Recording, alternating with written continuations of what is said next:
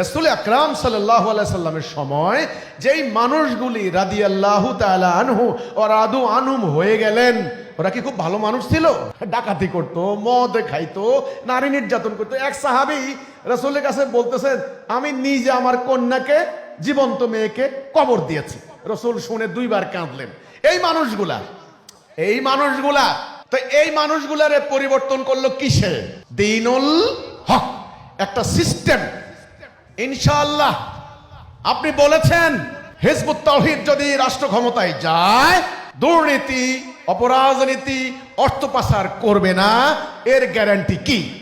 আমরা পরিষ্কার বলতে চাই, এর গ্যারান্টি হচ্ছে দ্বীনুল হক, এমন একটা সিস্টেম। এখানে দুর্নীতি করার সুযোগ নাই। দু একজন কালে ভদ্রে করলেও তাকে স্পেশাল বিমানে করে পাঠিয়ে দেওয়ার কোনো সুযোগ নাই। আমরা বলেছি, বাংলাদেশে যদি আল্লাহর আইন মোতাবেক বিচার হইতো, আল্লাহ বললেন চোরের হাত কেটে দাও, লক্ষ লক্ষ টাকা চুরি করে বিদেশে পাচার করার সাহস কেউ করতো না। তাহলে গ্যারান্টি কি?